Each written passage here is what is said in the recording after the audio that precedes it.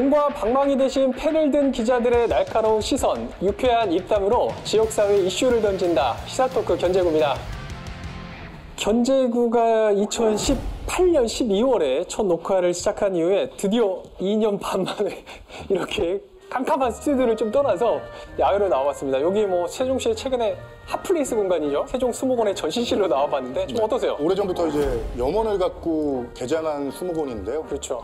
이 도시 중심부 금사라기 땅 이곳에 위치한 이 수목원이 있을까요? 어디 있을까요? 도시명 수목원은 최초죠. 최초죠. 네. 행정수도 완성에 대한 기대감이 너무 커지고요. 또 명품 도시라는 거를 다시 한번 깨닫게 하는 그런 공간이라서 좀 뭐 의미가 있고 되게 뭐 눈물 날 것 같은데. 국립세종수목원이 약 65헥타르인데 네. 저희는 65헥타르에 아주 일부 공간에 앉아 있잖아요. 그렇죠. 이 공간이 앞으로 무궁무진한 변화를 겪을 수 있는 가장 변화의 소용돌이에 있는 지역이다 이렇게 보셔야 될 것 같고요. 네. 물론 우여곡절도 있었습니다. 2017년에 원래 개장 목표였는데 4년간 뭐 정부 차원의 SOC 사업 축소 이런 여파에 밀려가지고 4년 뒤에나 이제 그 개장이 좀 이루어져서 아쉬운 부분은 있지만 아무튼 이 공간을 위시로 해서 호수공원, 중앙공원, 국립박물관단지, 금강보행교 또 옆으로는 국회 세종의사당까지 들어선다고 하면 이 공간은 정말 대한민국의 정말 중심지가 될 것으로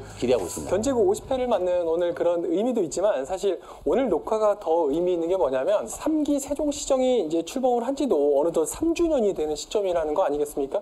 벌써 이제 그 시점에서 저희가 지난 3년을 한번 뭐 평가를 해보고 또 앞으로 남아있는 과제는 뭔지 한번 짚어보려고 하는 그런 시간 가져보려고 하는 거 아니겠습니까? 민선 1, 2기 8년의 세월을 또 보내고 또 민선 3기도 이제 남은 1년만을 남겨둔 상황이고 2021년이 2030년 그 세종시 완성기로 가는 길목에서 대단히 중요한 시기이고 그 과정에서 남은 1년을 목표로 했던 것들을 어떻게 잘 마무리하느냐 이 부분이 세종시가 정말 정상 건설로 나아갈 수 있느냐는 기로에 서 있는 그런 시기가 아닌가. 행정수도로 가는 길에 분명히 필요한 것이 이제 법근거 마련이에요.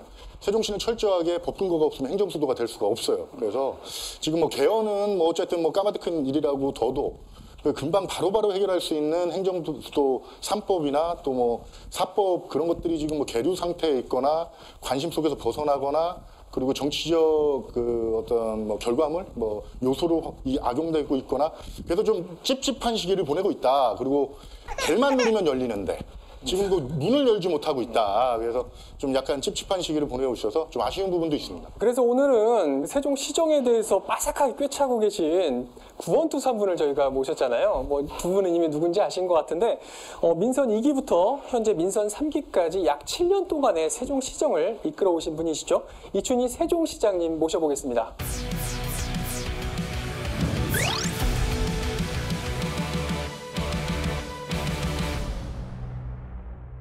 안녕하세요. 안녕하세요. 반갑습니다. 안녕하세요. 네, 반갑습니다. 오늘 민선 3기 그 3주년을 맞아서 특별하게 이렇게 야외 세종 수목원의 전시실, 온시실로 한번 모셔봤는데 좀 어떠세요? 마음에 드세요? 사무실에서 보는 것보다는 아무래도 좀 긴장감이 좀 덜하고 네. 우리 TV 방송하면 늘 긴장돼서 그러는데 오늘은 좀 부드럽게 할 수 있을 것 같아요. 오늘 뭐 딱 보니까 의상 컨셉이 여기 백군, 청군으로 나눠지는 느낌인데 이렇게 대결 구도로 가야 될지 모르겠지만 네. 편안한 분위기에 살 수 있을 것 같고 그렇죠. 시장님 기억하실지 모르겠지만 시장님이 이제 이 방송의 원탁의 기자들의 2017년 8월 맞아요. 그다음에 2018년 7월에 출연하고 나서 이제 3년 만에 다시 출연이시고 왜 그렇게 안 불러주셨어요? 아니 3년의 의미가 중요하기 때문에 저희가 좀 기다림의 시간을 가졌습니다. 얼마나 그동안에 그 성과를 이루셨는지를 한번 점검하는 시간을 해서 시장님께서 뭐 여러 가지 선거 공약이나 뭐 너무 많은 이제 정책들을 이제 추진해 왔기 때문에 사실 다 살펴보면 좋겠지만 시간 관계상 사실 그럴 수가 없기 때문에 저희 기자들이 앞서서 몇 가지 주제, 뭐 소재를 이제 선정을 했습니다. 예. 바로 행정수도 완성, 또 그리고 시민주권 특별자치시 완성에 대한 현주소를 먼저 점검을 해볼 예정이고요. 이어서 복지, 그리고 경제, 대중교통 분야까지 또 시민들이 좀 관심을 가질 만한 그런 사안들에 대해서 꼽아서 전달해 드리는 시간 가져보도록 할 예정이고요. 그럼 지금부터 본격적인 이야기 나눠보도록 하겠습니다. 이게 하나의 준비 기간이라 생각해서 어찌 보면 시민들한테 피부에 확 와닿을 수 있는 것은 아니에요. 조직, 재정, 입법, 계획 분야로 해가지고 행정수도만큼 법근거를 마련하는 만큼 중요한 게 자족기능 확충이에요. 그래서 민간 기업들이 주어지는 특공이라는 거는 세종시의 무기였단 말이에요. 2004년도 위헌결정이라는 게 결국 뭐냐면은 수도 이전 자체에 대해서 헌법재판소가 찬반을 얘기할 수 있는 그런 입장은 아니거든요. 헌법재판소는 세종시의 가장 핵심 현안은 역시 국회 세종의사당 설치 빼놓을 수 없을 것 같은데 아마 지금 녹화가 진행되고 있는 이곳 수목원 바로 옆 부지가 만약에 들어온다면 가장 유력한 부지로 저는 알고 있는데 사실 6월 임시국회에서 관련 법 개정 통과를 사실 기대를 많이 했었고 또 세종시나 지역 시민사회단체에서도 굉장히 애를 많이 써왔던 걸로 알고 있는데 아직까지는 그런 좋은 소식이 들려오고 있지는 않는 것 같습니다. 시장님 현 상황 좀 어떻게 봐야 될까요? 우선 6월 국회에서 반드시 처리하기를 기대를 하셨을 텐데 그리 못 돼서 저로서도 아쉽고 또 한편으로는 시민 여러분들께 죄송하다는 말씀 드리겠습니다. 네. 다만 이제 6월 국회에서 처리가 되지 않았던 것은 국회 세종의사당 자체에 대한 찬반 때문에 그런 것이 아니고 원구성 문제 때문에 운영위원장, 법사위원장 이런 뽑는 문제 때문에 운영위원회 자체가 열리질 않아서 그랬는데 운영위원회는 상임이기 때문에 본회의가 열리지 않는 기간, 7월, 8월 이 기간 중에도 얼마든지 열릴 수가 있고 이 운영위원회에서 그동안에 충분한 논의가 있었거든요. 우선 금년 2월 달에 이제 법률적인 문제를 제대로 짚어보자 해서 공청회가 개최됐는데 지난 2월 25일입니다. 여당, 야당에서 각각 2명의 전문가를 진술인으로 불러서 질의답변했는데 그때 대체로 그런 큰 문제는 없다. 위헌 가능성은 없다는 쪽으로 대체로 의견이 모아졌고 그 다음에 이제 지난 4월 26일, 27일에 국회 운영이 제도 개선 소위 여기서 이제 국회법을 다루는데 여기서도 법 개정 자체에 대해서 국회 세종의사당 자체에 대해서는 크게 문제 제기가 됐던 것이 아니고 이제 홍성국 의원이 대표 발의한 안 그리고 박안주 의원 안, 정진석 의원 안 이 세 개 안이 나왔기 때문에 이 중에 어떤 법안으로 정리할 것인지 이런 경우에 대체로 이제 운영위원회에서 그 대안을 제시를 합니다.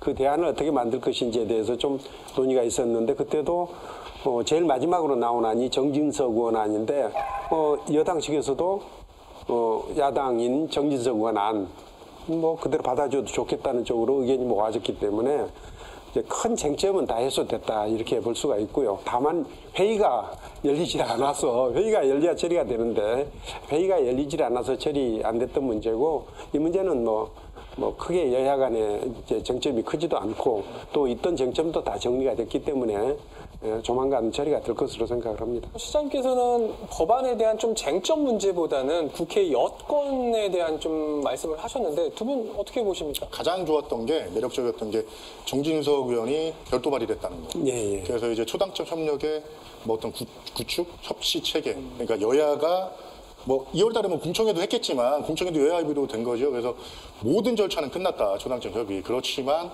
2, 3년 전에 설계비가 태워졌죠. 그리고 지금 작년에 이제 김태년 원내대표가 교섭단체 연설에서 국회 이전을 언급을 했고.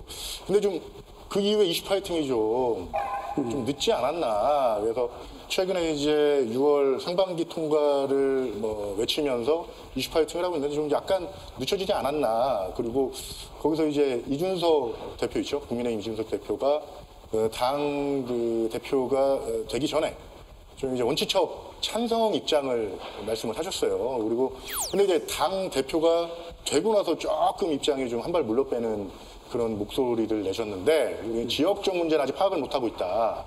그래서 좀 아쉬움을 하고 있어요. 직접 통화했는데 그렇게 말씀을 하시더라고요. 우선 작년, 재작년에 각각 10억 원의 예산이 반영이 됐었거든요. 그런데도 뭐 하고 있었느냐? 실은 일이 상당 부분 진행이 되고 있었습니다. 어떤 일이 진행이 되고 있었냐면은 설계를 하기 위해서는 어느 위치에 어떤 규모로 의사당을 건설할지에 대해서 검토가 있어야 되는데 이 부분은 이제 국회의원들께서 직접 구체적인 건축물의 규모라든지 이런 것들을 정할 방법이 없으니까 그것을 국토연구원에 용역을 해서 용역 결과가 작년에 나왔던 겁니다. 그래서 용역 결과는 바로 이제 이 수목원 바로 뒤쪽 원수산 전월산 쪽으로 해서 62만 제곱미터 정도의 그 면적에다가 세종시에 내려와 있는 정부 부처들을 관장하는 11개 상임위원회 플러스 예산결산특별위원회를 여기서 할 수 있도록 하는 규모로 전체 이전은 아니고 사실상 이제 세종의사당과 국회 여의도의사당 2개가 있는 이제 그런 형태의 연구 결과를 내놨고 이번에 이제 국회에서 금년 들어서 논의한 게 뭐냐면은 그 결과를 반영을 해서 국회법을 만들고 이제 설계를 이제 구체적으로 진행하자 그런 것이기 때문에 여태까지 그냥 허송세월만 하고 있었던 것은 아니고 실제로 많은 진전이 있었고 다만 이제 국회에 담을 내용들을 국회에서 정해줘야 설계를 할 수가 있으니까 그 기본 계획을 먼저 수립하고 그다음에 설계 공모를 통해서 기본 설계, 실습 설계 이런 절차를 거치려면은 대체로 한 2년 내지 한 2년 반 정도가 걸린다 이렇게 보시면 될 것 같고요. 그런 준비는 또 실무적인 준비는 또 실무적인 준비대로 해가고 있습니다. 좀 이발도 좀 하시고 뭐 이런 분들이 등장을 안 해서 이게 사실 2004년 행정수도 위헌 판결 이후에 그 가치에 동의하는 사람들의 입장에서는 17년간의 기다림의 세월이었거든요. 그래서 많이 기다렸다. 이제 더 이상 기다릴 수 없다. 마지노선이다. 골든타임이다라는 부분에서 이번 그 임시국회 통과를 기대했었는데 그게 어쨌든 안 될 가능성이 높아졌는데 결과적으로 6월에 안 되더라도 올해 이제 9월 정기국회에 되면 되는 건데 이제 과연 될 수 있느냐에 대한 이제 그 부분에 있어서 반신반의가 있는 것 같고요. 시장님 어떻게 9월까지는 혹시 된다? 네, 됩니다. 약속하실 수 있습니까? 예, 안 되면은 그러면 이순동 기자 얘기한 것처럼 머리를 한번 변환해 주시는 걸로? 걱정 마시고. 근데 너무 하면 안 돼요, 질문. 아이고, 참. 근데 저는 아쉬운 게 이게 정치적으로 좀 악용되고 있다. 이게 국회대정의사당이 이제 대선 전국으로 가서 뭐 지난번 방송 때도 말씀드렸는데 공탕을 몇 번을 우려먹는 거예요. 그래서 대선 전국의 공약으로 포함되면 또 이게 저는 그 국회 세종의사당 국회법 설치 근거 국회법 개정안이 반드시 처리가 되고 어느 시점이냐가 중요하고 세종의사당이 첫삽을 뜨는 건 분명한 사실이지만 자꾸만 이게 정치적으로 악용되다 보면 또 늦춰지고 저는 이게 걱정이 돼서 제일 중요한 게 그래서 정치적으로 악용되지 않도록 하려면은 뭐가 필요하냐면은 국민적 공감대를 어떻게 마련하느냐 이게 굉장히 중요한 얘기인데요. 저희가 2004년도에 유엔 결정 때문에 우리 신행정 수도가 행정 중심 복합 도시로 반토막 났거든요.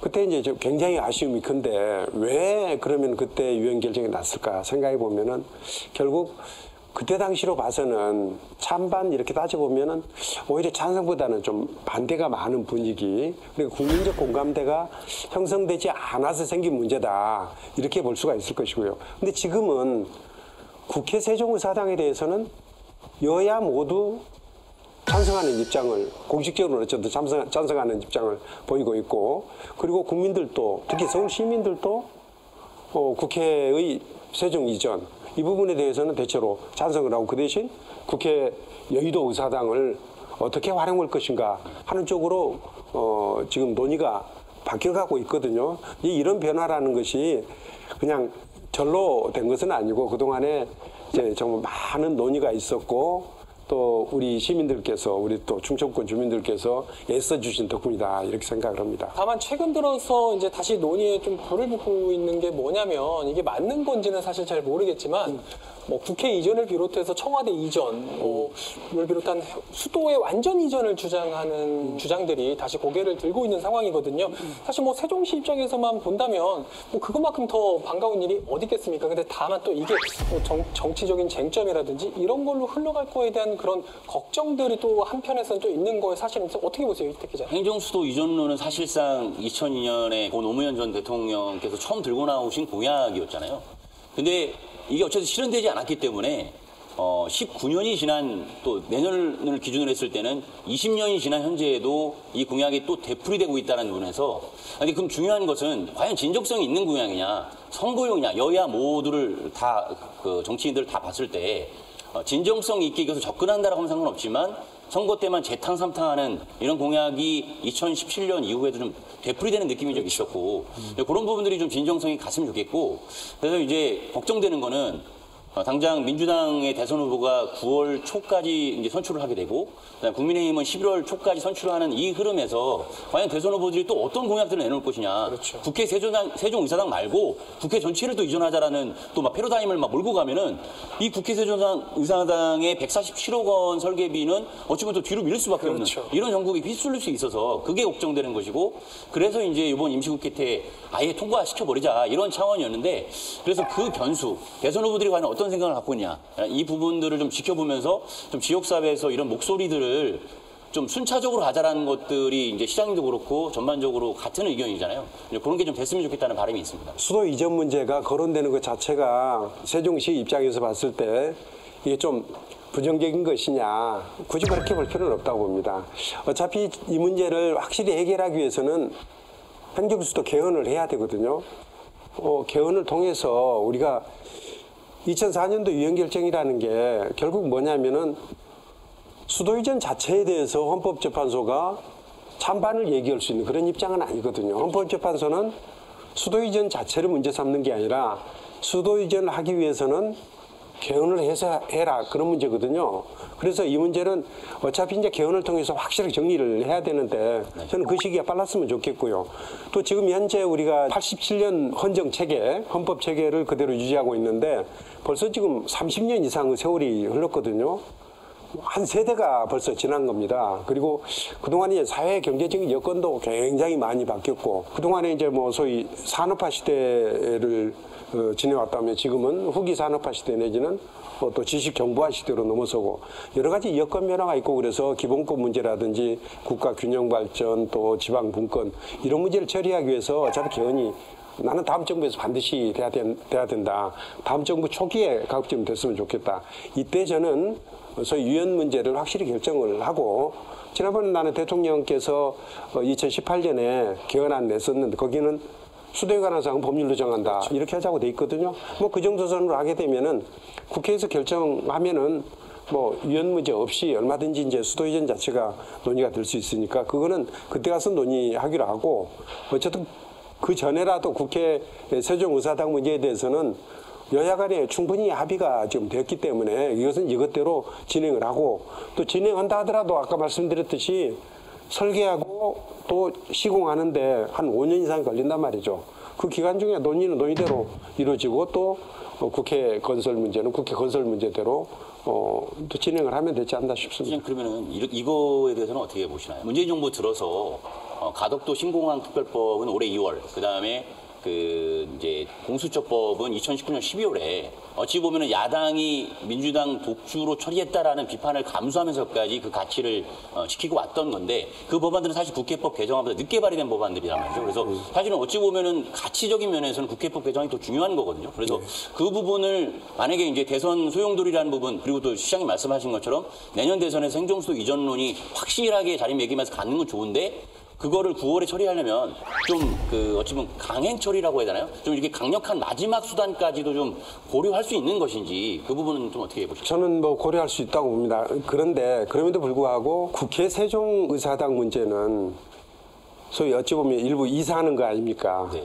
이사하는데 한 집안 식구들이 이제 국회라는 한 집안 식구들 300명 국회의원들이 같이 이사 문제에 대해서 논의를 하는 건데, 가급적이면 합의를 통해서 하는 게 가장 좋고, 두 번째는 야당이 이런저런 뭐 문제 제기를 하고 질문도 하고 뭐 그렇긴 하지만 야당이 반대 입장을 보이지 않는단 말이죠. 그래서 이런 상황에서 반대한다면 강행 처리한다든지 이런 걸 생각할 수가 있는데, 좀 더 검토해 보십시다 하는 그 정도 얘기이기 때문에 그 검토도 하지 맙시다 이렇게 할 수가 없어서 그런 것이지, 반대 입장을 보이지 않기 때문에 이것은 합의 처리하는 게 그래도 가장 좋은 일이다 이렇게 생각을 합니다.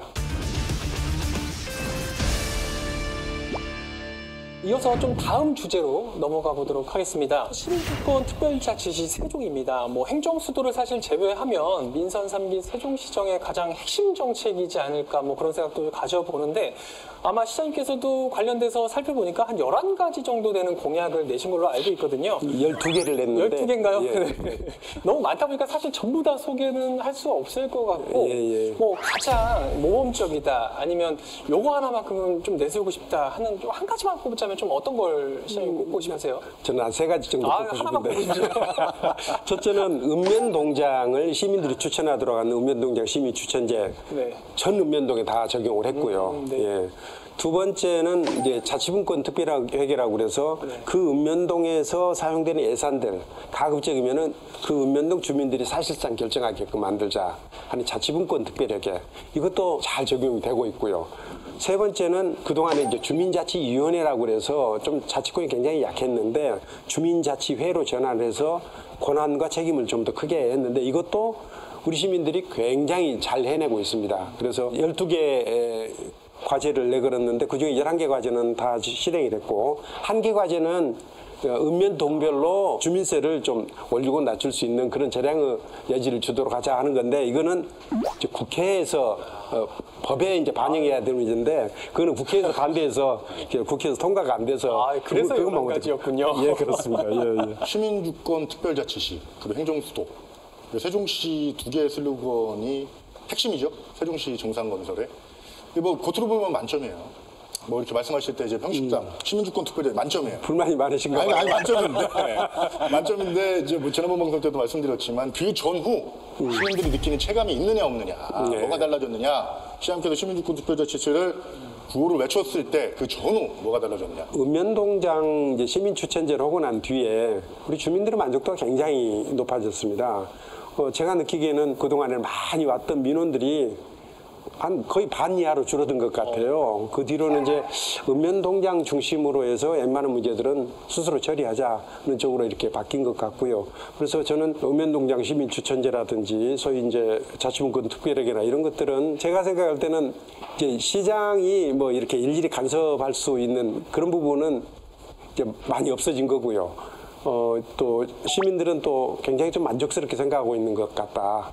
이게 제 판단입니다. 시민들의 주권이 많아지면 많아질수록 시장님의 권한은 내려놔야 되는 상황이 예, 되는 거기 그렇죠. 때문에 먼 미래를 봤을 때는 되게 좋은 개념이라고 생각하고 3년의 이제 시행 기간을 거쳐왔는데 이게 하나의 준비 기간이라 생각해서 어찌 보면 시민들한테 피부에 확 와닿을 수 있는 것은 아니에요.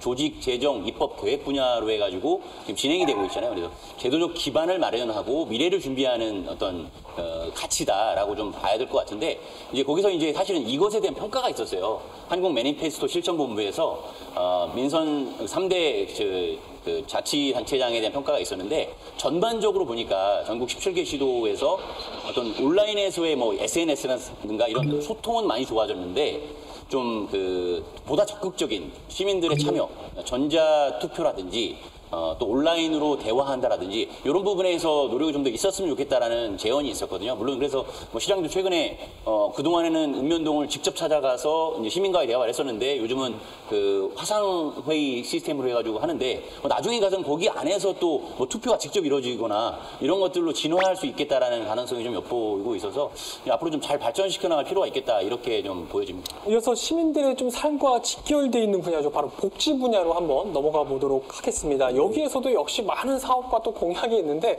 다 짚어볼 수 없기 때문에 저희가 그중에서 국공립 어린이집 또 시립도서관 또 청년 지원 정책에 대한 이야기 좀 나눠보도록 할 텐데 먼저 국공립 어린이집 문제인데 뭐 지속적인 확충을 통해서 공공보육 이용률 50%를 달성하겠다 뭐 이런 공약도 이제 내놓으신 바가 있는데 뭐 승동 기자가 봤을 땐 이거는 뭐 지금 잘 진행되고 있다 이렇게 보십니까?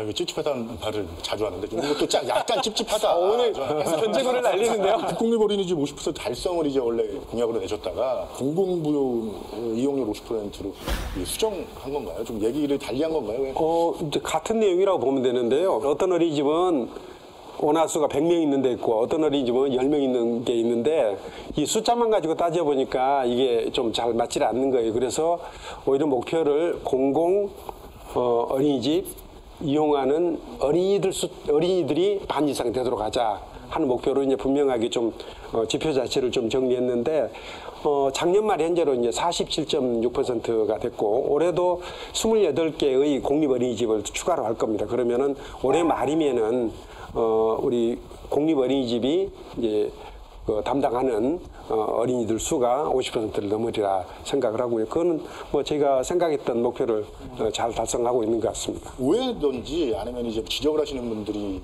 있을지 모르겠지만 있죠. 뭐 저의 주변에도 말씀을 하시는데 이게 국공립 어린이집 50% 이거 수정한 거 아니냐, 이거 결석 못하니까 이렇게 좀 편법 쓰는 거 이런 얘기도 있고. 그건 아니고 예를 들어서 이제 가정 어린이집이라든지 이런 데는 10명, 20명 이런 단위로 하거든요.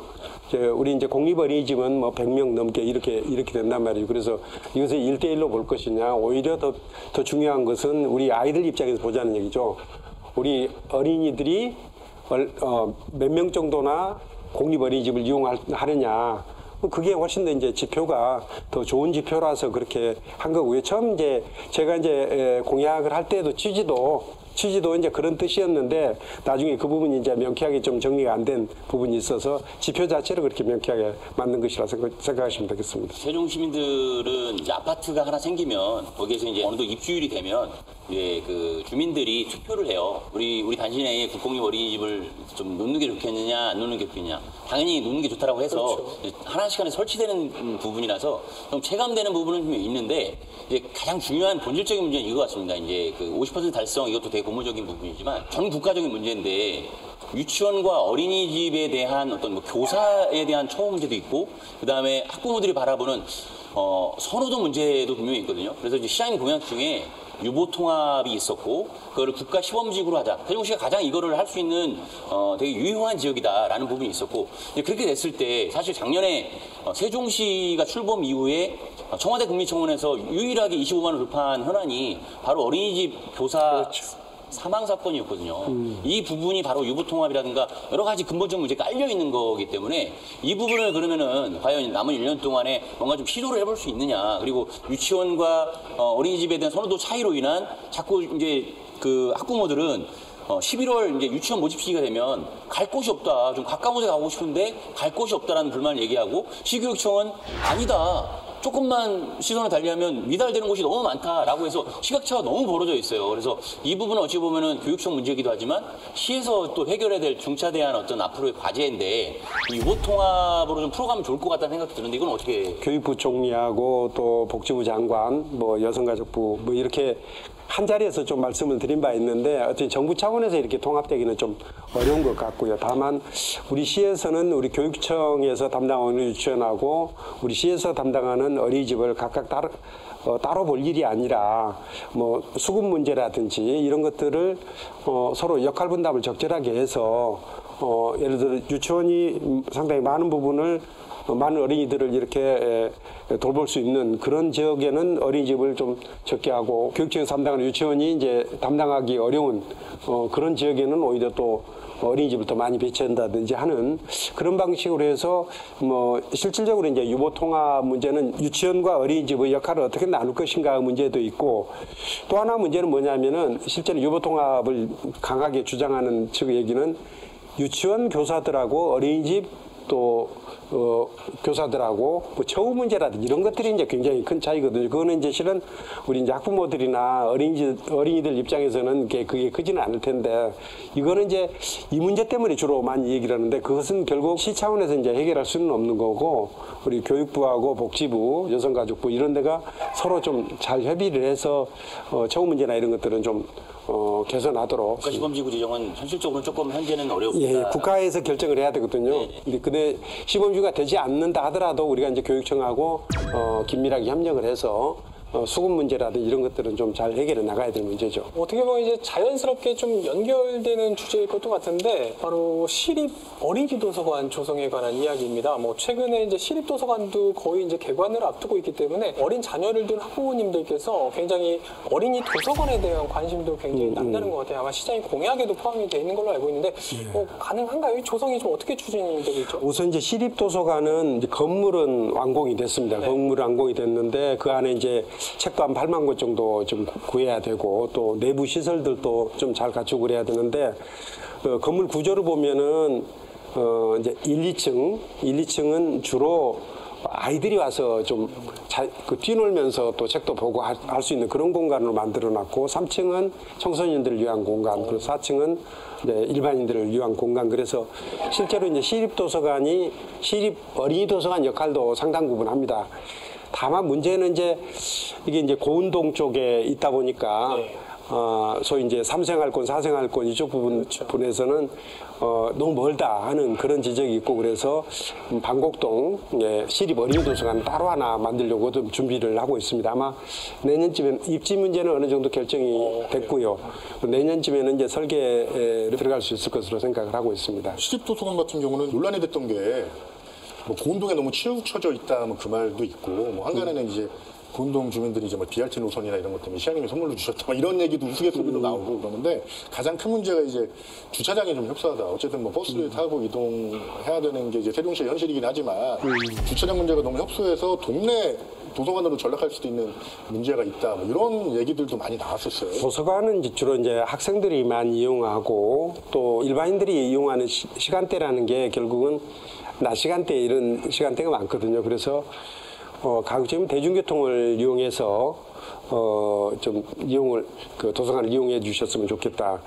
왜냐하면은 주차장 만드는데 실은 굉장히 많은 비용이 들어갑니다. 이제 주차장 한 면에 거의 1억 원 가까운 돈이 들어가거든요. 그래서 우리가 이제 주차장 많이 만드는데 비용을 쓸 것인가 아니면은 도서관 시설을 좀 더 잘하는데 비용을 쓸 것인가 하는 그런 고민들이 있는데 저는 도서관은 아무래도 이번에 도서관 자체도 지금 400억 원이 넘는 예산이 투입됐거든요. 그래서 주차장을 많이 만들면 좋겠으나 예를 들자면 주차장 100면 정도 더 만들면 좋겠다.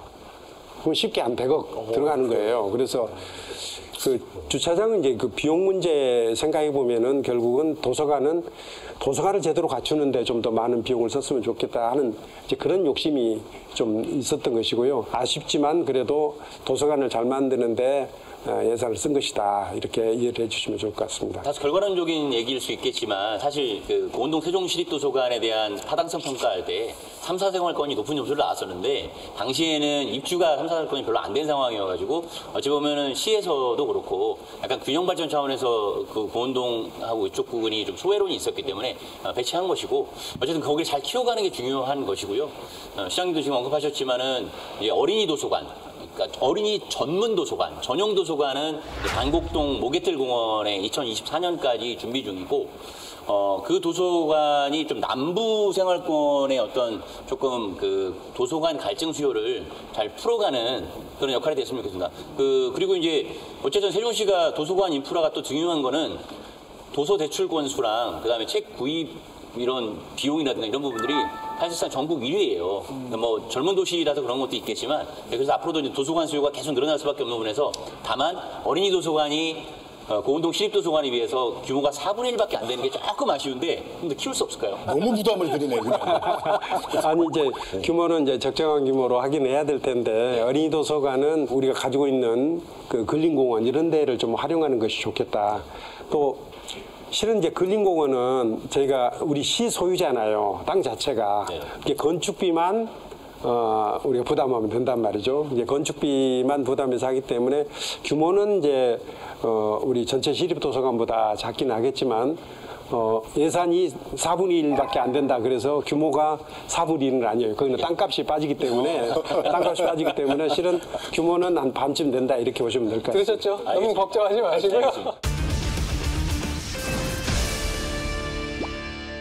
마지막으로 좀 요거 하나만 좀 더 짚어보도록 하죠. 시민들의 주거 문제도 사실 어떻게 보면 이제 크게 봤을 때는 이제 복지 문제에 해당되기 때문에 한번 짚어봐야 될 것 같은데, 얼마 전 당정청에서 공무원들에 대한 이제 특공 폐지 문제를 사실 결정을 했죠. 그리고 나서 이제 국토부에서도 관련 절차에 이제 들어가게 됐는데, 이거에 따라서 상당히 우려하는 목소리들이 굉장히 많이 있어요. 먼저 두 기자분께 한번 여쭤볼게요. 기본 취지가 자꾸 훼손되는 것이 문제라고 저는 생각하거든요. 이제 특별공급은 2012년 세종 출범 당시에 이제 허벌판의 국가정책에 의해서 본인의 주거지가 수도권에 대부분들이 있었는데 어찌 보면 강제로 내려가라. 정부의 그렇죠. 어떤 국책 사업에 의해서 내려가라고 했을 때 그러면 허벌판에서 주거 안정이 필요하지 않겠습니까? 그래서 이제 특별공급 제도가 들어선 건데 그 과정에서 물론 부족한 점은 분명히 있었을 겁니다. 그래서 2019년부터 올해 4월까지 세 차례 개정안이 되면서 어느 정도 보완들이 많이 됐는데 그것이 마치 모든 공직자들이 특혜를 누려온 모습인 양, 그리고 세종시는 특유의 온상인 양, 이렇게 매도하려고 하는 세력들이 있다는 것이죠. 그래서 세종시에 대한 전반 이미지를 부정적으로 끌고 가려고 하는 시도가 저는 약간 대선과 지선을 거치면서 있어 보인다라는 게 좀 우려되는 것이고요. 그래서 결과적으로 이제 뭐 폐지가 됐지만 이제 후속 대책은 나와야 되지만 그 과정에서 흔들림 없이 가야 될 뭐 기업, 대학, 그다음에 공공기관, 그다음에 각종 정부기관의 후속 유치를 통해서 정상 것으로 가야 되는 것은 흔들림 없이 가야 되는데 그것마저 흔들릴 것 같아서 좀 걱정이 되는 부분이 있습니다. 역사를 만드시는 분들이세요, 공무원분들이. 근데 그분들한테 집 하나 제대로 안정적인 집 하나 국가에서 제공을 못하면 이거 어떡합니까? 그래서 세종시가 걱정하는 부분들이 뭐 저기 국회의사당이나 뭐 이런 것들도 뭐 미의정부처 내려올 때 특공을 안 주면 공무원들이 내려올 마음이 생기겠느냐 뭐 이런 것도 있는데 그분들 그런 거 갖다 안 내려오고 그러실 분들은 아닐 거예요. 나란 일 하시는 분들이 내려오긴 내려오는데 좀 시간이 걸리지 않까 나 조금 이따 내려갈래. 조금 이따 내려갈래. 그러니까 이제 퇴직 얼마 안 놔두면 지휘하시는 분들이잖아요. 좀 천천히 유도할 수 있다. 뭐 이런 얘기도 있고 좀 우려하는 부분은 분명히 있죠. 또 하나 우려되는 게 세종시가 지금 행정수도만큼 법근 거를 마련하는 만큼 중요한 게 자격기능 확충이에요. 그래서 민간 기업들이 주어지는 특공이라는 거는 세종시의 무기였단 말이에요. 근데 그 무기를 잃어버린 상황에서 민간 기업들이 내려오겠느냐 이런 걱정도 하는 부분들이 있는데 지금 말씀하신 대로 시장님께서 좀 향후 대책, 뭐 잠깐 뭐 공무원 임대 아파트도 말씀하시고 여러 대책들을 말씀하셨는데 기업들에 관련된 대책들도 우리 시장님 화끈하시잖아요. 하나 제대로 하나 좀 내놓고 하나라도 집을 마련해 주실 수 있어요. 세종시를 왜 만들었는가? 이 세종시 지역에 주택 문제가 있어가지고 집 부족 문제가 있어서 이 문제를 해결하기 위해서 만든 도시는 아니잖아요. 그렇죠. 그러니까 이거는 여기에 직장 때문에 내려오신 분들이 집 못 구할까 봐서 걱정을 하니까 이 문제를 해결하기 위해서 이 아파트도 짓고 이렇게 하는 거란 말이죠. 그래서 저는 뭐 특공 문제는 특공 문제대로 좀 해결한다 하더라도 당연히 뭐 이전 공무원들을 위한 또 이전 기업들을 위한 주택 문제를 어떻게 해결할 것인지에 관한 고민은 당연히 있어야 된다. 첫 번째는 이 문제는 집값 상승 문제입니다. 실은 작년 이맘때 1년 전만 하더라도 무슨 이게 특공이 크게 문제가 되거나 그런 거 아니었잖아. 우리 시민들도 당연히 서울에서 내려온 분들은 집 문제 해결해 줘야지. 다들 이렇게 생각하고 있었는데 갑자기 최근에 집값이 오르다 보니까 생긴 문제란 말이죠. 그래서 첫째는 집값을 안정시켜야 됩니다. 집값 안정시키기 위해서 우선 지금 현재 한 12만 원 정도 지금 건설이 됐고 한 8만 원 정도 남았는데 이걸 좀 앞당겨서 기왕에 땅도 마련돼 있고 계획도 다 세워져 있거든요. 그래서 이 아래서 부족하다면은 465제곱킬로미터라 되는 땅이 있기 때문에 이곳을 또 개발해서 뭐 공급하는 것도 한 방법일 것이고요. 앞으로 이제 이전하게 될 국회 세종의사당 하면은 국회에서 많이 또 이전 해야 되는데 이 문제는 어떻게 할 것이냐. 지금 행복도시 특별법에 보면은 이전 기관이 정해지게 되면은 이전 대책을 만들도록 돼 있고 이전 대책 안에는 주택에 관한 주거 대책이 포함되도록 되어 있습니다. 그래서 당연히 주거 대책을 같이 강구를 해야 되는데 그 과정에서 예를 들어서 적절한 규모의 임대주택이나 또 분양주택 또 다른 형태의 주택이라든지 이런 것들을 적절하게 조합을 해서 각각의 기관에 맞는 방식으로 주관적 대책을 만드는 것이 꼭 필요하다 이렇게 생각을 합니다. 민선 3기 3주년을 맞아서 좀 마련했던 특별 기획이었는데 행정수도 완성과 또 시민주거 특별자치시 그 밖에 또 복지화에 대한 이야기도 나눠봤거든요. 혹시나 뭐 기자 두 분은 뭐 추가적으로 하실 말씀이 있으시면 하시겠어요?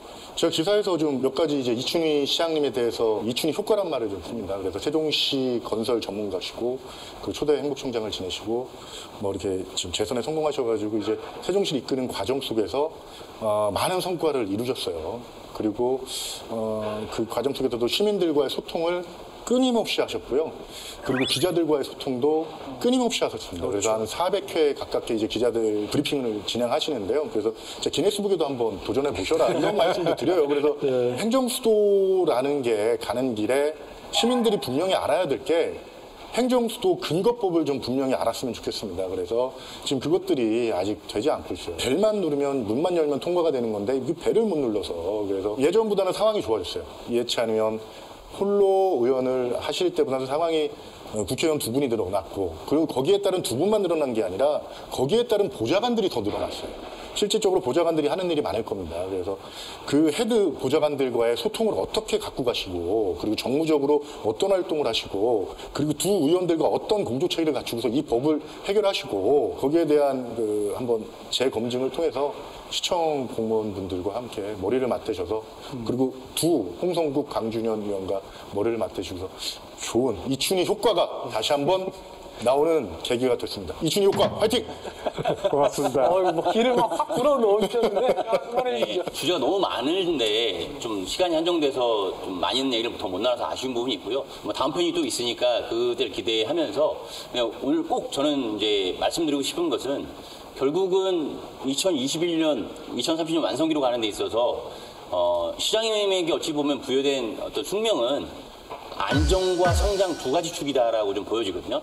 그 과정에서는 가장 중요한 부분은 아까 언급하셨지만 주거 안정이라고 생각합니다. 왜냐하면 수도권과 똑같이 청년들이 우리 미래 세대들이 좋은 직장을 다녀도 내 집 마련을 할 수 없는 현실이 세종시에서 재현되지 않았으면 좋겠다라는 바람들이 지금 많이 나오고 있거든요. 그래서 일반 무주택 수요자들의 주거 안정 그리고 또 세종시를 정상 건설하기 위해서 그리고 세종시의 미래 성장 동력을 키우기 위해서 내려오는 기업과 대학 모든 기능들의 종사자들이 여기서 편안히 머물 수 있는 특별공급 제도의 재편과 개선안 마련 이 부분이 좀 되게 중요한 숙제로 다가오고요. 그 부분에 대한 후속 대책을 좀 적극적으로 좀 잘 마련해 주셨으면 좋겠다라는 말씀을 좀 드리고 싶습니다. 두 기자의 바람을 좀 들어보셨는데 좀 어떠셨어요? 기자분들이 늘 그 비판적인 시각에서 정부를 바라보는데 오늘은 오히려 좀 그 따뜻한 우리 세종시에 대한 그 관심과 애정을 느낄 수 있어서 좋았습니다.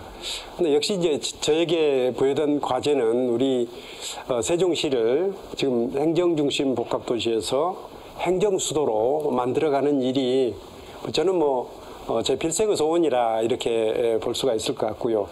분위기가 점차 이제 그렇게 되어 가는데 그동안에 제가 행정수도 개헌 얘기를 그동안에 많이 하다가 최근에는 국회 세종의사당 문제에 집중하느라고 최근에 이제 그런 얘기를 많이 안 했었는데 결국은 저는 이제 다음번 개헌에서 우리 세종시를 행정수도로 만드는 문제 확실히 좀 정리가 돼야 될 것이다 이렇게 생각을 하고 지금 당장에 걸려있는 국회 세종의사당 문제는 저희가 제가 거의 매주 한두 번 정도씩은 서울에 가서 계속 활동하고 그러는데 제가 볼 때는 분위기가 이제 많이 무르익었고 이제는 결실을 볼 때가 됐다 이렇게 생각을 합니다. 시민들의 모든 삶을 시장이 다 이렇게 챙기기는 어려울 겁니다. 그렇지만 시민들이 우리 시처럼 적극적으로 시정에 참여해 주시는 시민들도 또 없거든요. 시민들께서 이렇게 관심과 애정을 보여주시는 만큼 저도 시정에 더욱더 집중을 해서 지금 당장의 문제가 되고 있는 예를 들어서 주거안정 대책이라든지 또 자족기능 보완 대책이라든지 지금 또 현재 현안이 되고 있는 캠퍼스타운 또 미디어타운 아트빌리지 이런 문제들도 하나하나 좀 시민들의 뜻을 잘 받들어서 진행을 시켜나가겠다 하는 말씀 드리고 또 다음 주에 뵙도록 하겠습니다. 비판 안 하셔도 되겠네요. 그렇게만 된다면. 이번 편은 소프트하게 하고 다음 편은 좀 거칠게. 기대하도록 하겠습니다.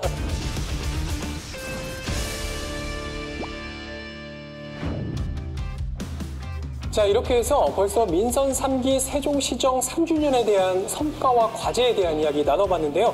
오늘 미처 다루지 못했던 경제와 또 대중교통 분야에 대한 이야기는 다음 시간에 계속해서 이어나가도록 하겠습니다. 지금까지 시사토크 견제부 시청해주신 여러분 고맙습니다.